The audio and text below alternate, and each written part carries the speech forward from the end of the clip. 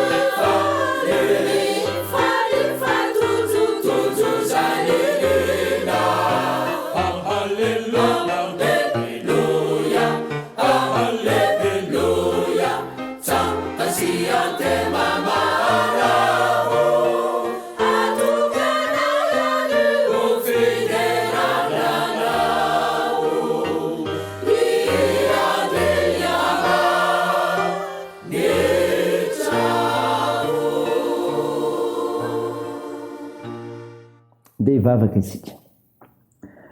Andriamanitra mpanavitra anay io, Andriamanitra mitay ianao ary miatrika sy mitsinjo anay isan'andro.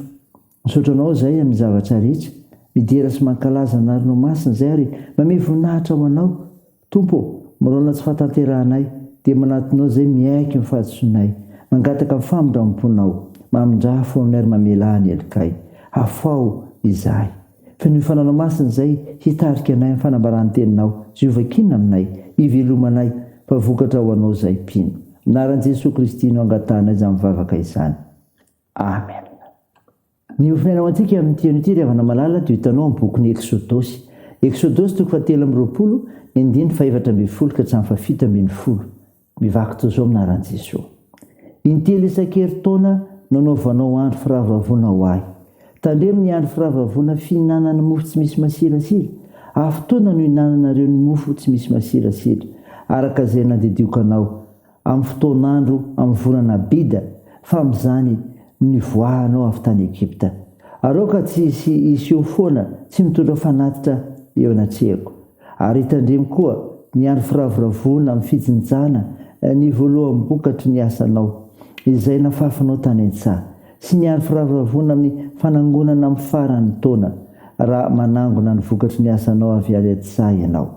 Dia intelo isan-keritaona niseho lehilahy rehetra aminao ireo eo anatrehan'i Jehovah Tompo. Amen. Ray masino, manamasinana amin'ny fahamarinana, miteninao ny fahamarinana. Amen. Ravina malala, ho aminao hatrany ny fiadanana avy amin'ilay Jesosy Kristy mpamonjy antsika. Nofinaina vakina tamintsika teo, Eksodosy 7:4-7:10. Dia tantara milaza ny lalàna nasain'Andriamanitra ho tandremany zanak'Israely. Hitetiny hoe mitondra fanomezana ho an'ny Tompo rehefa mahatsiaro ny fanafahana. Zany reo, rehefa mahatsiaro ny fanafahana. Hoy ny 10:10. Aroka tsy iseho foana tsy mitondra fanatitra eo anatrehako. Fanao teo amin'ny fiaina tranainy ravana, rehefa iseho anatrehan'ny zanakalahy mpanjaka dia tsy maintsy mitondra fanatitra. Natao lalàna zany tamin'ny fankalazana ny andro firavoravoana hinanana mofo tsy misy masirasira, ho fahatsiarovana ny fivoahana avy tany Egypta. Rehefa mahatsiaro ny fanafahana nataon'Andriamanitra tamin'ny alalan'i Jesosy Kristy dia mitondra fanatitra ho azy, ary ny fanatitra tsara indrindra amin'izany dia ny fanaovana tena nompo noho ny fahatsapana fifanandray fanafahana.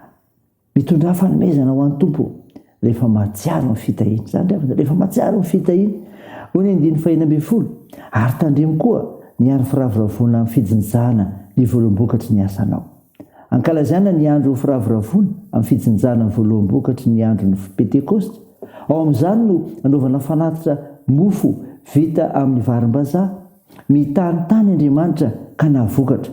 Izany no tsy maintsy anaovana fanatitra ho azy. Arak'izany koa, an'Andriamanitra ny tany, ka rehefa mahazo vokatry ny fariny ianao, manomeza ao an'Andriamanitra fa ny tany asanao izy. Ary ny fitahiana lehibe indrindra dia nitahiny antsika tamin'ny fitahiam-panahy rehetra atao amin'ny Kristy, ka ny fidianany antsika ho zarany, satria zanak'Andriamanitra dia manompo an'Andriamanitra miaraka amin'ny Kristy. Raisa ny ravana, ho ampiarezanao ny finoanao ho voninahitr'Andriamanitra ihany koa. Amen. Dia hivavaka isika. Andriamanitra, misaotra noho ny amin'ny mofinaina nomenao anay izay milaza ny amin'ny hitondrana fanomezana ho an'ny Tompo rehefa mahatsiaro ny fahafahana sy ny fitahiana. Tompo, vavaka aminao izahay mba nisambaravarana, mba hitoeranao ka nehoanao fa ny mino anao dia hatsiaro ny fahasoavana rotsakao, ary ny ekeny mpino anao fa vokatra ho anao ny mpino. Tompo, tahio ny tokantranonay, dia tsy hafona saraka izany fa eo mandrak'iray vitarika anay amin'ny zavatra rehetra. Tahio ireo manana andraikitra amin'ny fitsaboana ka nasitrahanareo marary, mila ny vavakay. Tompo, ampirezo ireo manamanjo, toandro marefitry olona sy sahirana, tsonjovina ny ampigadrana. Ho tahinao ny fiazakazanay sy ny asanay ary fikasanay tsara rehetra ny fianarana ataonay. Tompo, matoky ianao momba anay izahay, ka mameraka ny fiaina nametrahana anay koa, mba nampianao ireo filoha izay anarenana ny Madagasikara, hahita ireo olona ilaina amin'ny fiaraha-miasa azona manarina izany. Dia matoky ny fandaminanao izay, matoky ny fitondranao izay, fa nome olona matoky tokoa anatanteraka izany. Ny vavakay dia ataonay aminaran'i Jesosy Kristy mpanavitra anay, eny mpamonjy anay, nampahandrinay ny vavaka manao hoe: raha na eo izay ny an-danitra, ho masinina anie ny anaranao, ho tonga anie ny fanjakanao, atao anie ny sitraponao, etsy an-tany ho tahaka ny an-danitra. Be ho anio izay anina sahaza ao anay, ary mamela ny elokay tahaka ny namelanay izay meloka taminay, ary aza mitondra anay amin'ny fakam-panahy, fa manafany amin'ny ratsy, fanao ny fanjakana sy ny hery ary ny voninahitra mandrakizay. Amen. Raha isa finoana riavana ny tsodrana tolotra anao aminaran'i Jesosy Kristy. Eny anie Jesosy Kristy tombontsika sy ilay Andriamanitra raintsika izay efa tiantsika, ka omeantsika fampinoana mandrakizay sy fanantenana tsara amin'ny alalan'ny fahasoavany, ampionana ny fonareo ary ampahirinareo hanao izay tsara rehetra amin'ny asa na amin'ny teny. Amen. Ho an'Andriamanitra irery ny voninahitra amin'ny anaran'ny Ray sy ny Zanaka ary ny Fanahy Masina. Amen.